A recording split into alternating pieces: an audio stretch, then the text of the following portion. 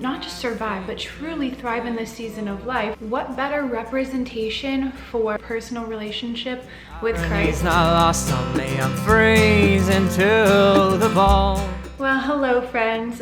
Welcome back, or welcome to my channel if you're new here. My name is Rachel. I'm a wife and a mom who loves all things thrifting, home design, home decor.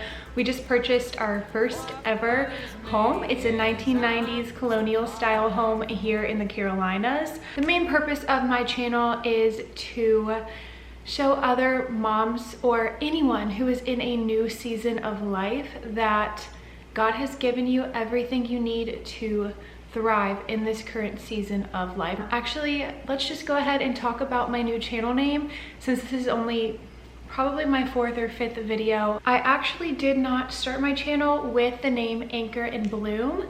That came about right before I posted my first video. As I was being super intentional about what I wanted this channel to be about, I knew that I wanted it to revolve around God. So my original name for the channel was Grow Through Grace. Moving into motherhood earlier than I expected was a bit of a challenge for me. It was the most amazing blessing that's ever happened to me, but at the same time, it was a very difficult season to navigate, and most of the time it felt like I was doing it alone. I just want to encourage you that you are never alone. God is always with you. He sees exactly what you're going through. He's seen the past, present, future. He's given you everything you need to not just survive, but truly thrive in this season of life. And there is a reason that I changed my name from Grow Through Grace to Anchor and Bloom, which I will definitely get into in the future. I honestly love the name Anchor and Bloom. I actually have a tattoo of a lotus flower.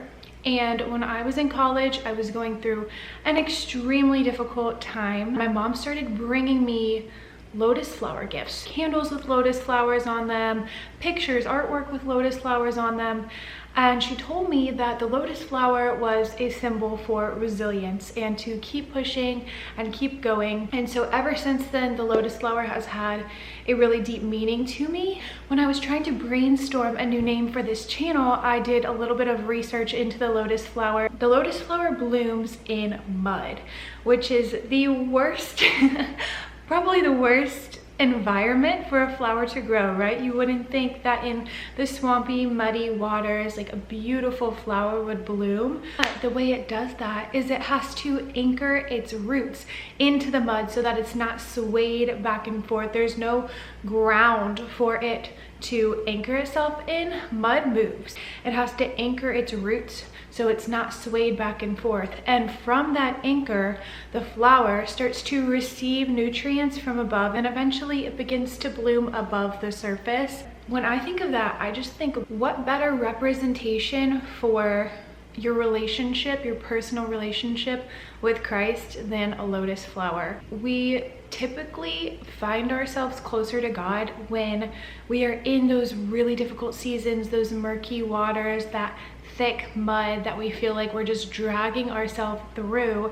And when we're letting ourselves be swayed back and forth by the world and by worldly things, that's when it just gets more difficult, more challenging. We don't know where to look, we don't know where to go, we're confused, we're stressed, we're anxious. But when we let ourselves be anchored in the Word, be anchored in prayer, be anchored in our relationship with Christ first, that's when we begin to bloom above the surface. That's when we begin to really grow in our relationship with Him and grow in life, grow into the person that He has created us to be. That was kind of a long story, but that is the meaning behind the name Anchor and Bloom. Without further ado, let's get into today's topic. So a few weeks ago, I had the awesome opportunity to visit my first ever vintage market. I went with my mom and my aunt, and it was really cool. Not exactly what I expected, but it was nonetheless a very cool experience. I brought you guys with me, so I'll take you along to see some of what we saw on that day, and then I will show you what I got. I did not get a lot from there. So do not expect a huge haul at the end of this video. I tried to be really intentional about what I got, but also there just wasn't a whole lot of vintage home decor. My aunt actually told me that it was really good back before COVID, but I didn't really know what to expect. So I walked in with kind of an open mind. Let's go ahead and go to the vintage market, and then when we come back, I'll show you what I found.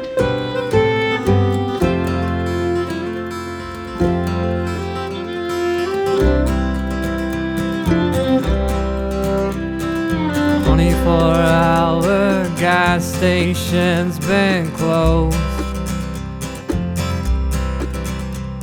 The irony's not lost on me, I'm freezing to the bone. But what bothers me is I'm so far away from home.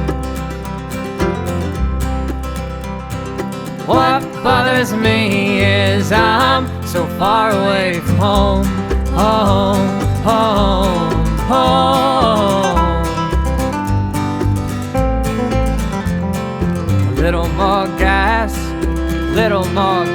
for me, please. Just crack open the window and all I need is speed. What bothers me is your... Okay, so let me go ahead and show you what I got. The first thing that I got was this mashed potato masher, this old vintage masher. I honestly just loved the color on the handle. It definitely is old, and I probably need to clean it up better. I tried to clean it up as best as I could for now. I don't use a mashed potato masher that often. Honestly, this is primarily for decor. I do want to use it eventually. Everything I buy, I try to buy with function in mind. I never want to buy anything just to sit on a shelf. I really am hoping to use this. We are having another baby soon, so you know, you need to start mashing their foods when they're eating purees and things like that. So maybe I can try and get it cleaned up. Somebody let me know in the comments if these are safe to use. The thing that's actually touching my food or my baby's food or my husband's food, I want to make sure it's safe. So if anybody has any tips about that, please leave that below in the comments. But regardless, I thought this was so pretty, and I actually have a thrifted, just a big piece of pottery, but I've used it for my utensil dish for quite some time now, and I mainly just put my wooden spoons and things that look pretty in there. I thought this looked really pretty and vintage in that. So that's the first thing I got. That was not the cheapest. It was $12, but he had a bucket of them and they all looked similar except for this one. This was the one that really stood out to me, so I figured it was worth it, especially if I was going to use it. This is the second and the last thing that I got there. I only got 2 items at the vintage market, but I am so ecstatic about this piece. We are redoing a lot of the room, not even redoing, we are doing a lot of the rooms in our house. Not perfectly, since we're kind of on a time crunch with the baby coming in 2.5 months. I wanted to get the rooms that we needed to be livable and enjoyable to be in. For instance, my 2-year-old's room, the nursery, and then my husband, his office is shared with our guest bedroom. Those rooms are going to be used all the time after having the baby.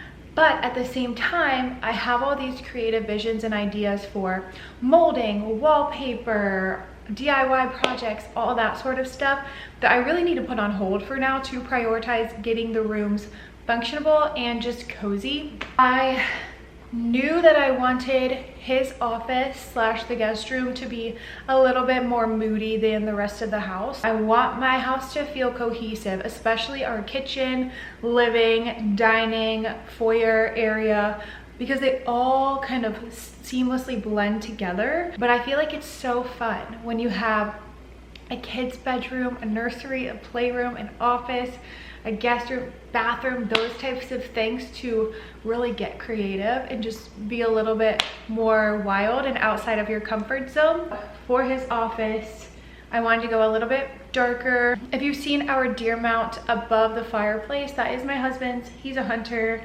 We have two of them. We have that one, and then we have another one. I would not put two above the fireplace. So I told him we could put one in his office. I want that room to feel very him. He loves golf, he loves baseball, he loves hunting, he loves fishing, but I want it to feel very clean. A guest could go in there and still feel very cozy and not feel overwhelmed by manly things, but then he could go in there and feel very professional while he's working, but then also feel like that's his space. Basically, when I was walking through the vintage market, I did not think I was going to get anything. This immediately caught my eye. It is a vintage framed piece of art with golf clubs. There's some books that say Golf in America. What I love most about this is the frame. It's this dark wood frame. You guys know how much I love dark wood. It's a little bit lighter than my favorite, but still beautiful. And then on the outer corners, there are these metal pieces. I just think the whole thing just screams my husband. Honestly, it probably screams most men in America, but I loved it. This had a sticker on it for $42, and I picked it up and I was like inspecting the frame because there is some red on it. I don't know if it's marker or paint or what it is, but I was inspecting it, and the owner came up to me and was like, I'll take it for $38.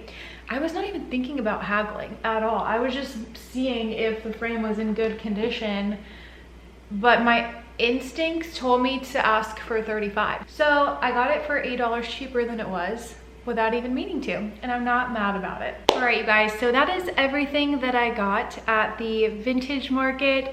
I had a great time. Like I said, it was not exactly what I expected. Definitely open to going again in the future and seeing how it grows and changes, but I don't know, we'll see. Thank you guys so much for watching, for continuing to be here and support me.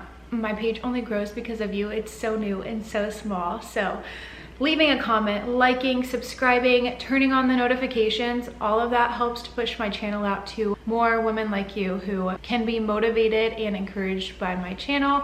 Thank you so much for being here. Like I said, leave a comment if you have any information for me. I have loved all of the helpful tips and info you guys have been giving me in the comments lately. So I will be praying for you, and I'll see you guys next time. Bye.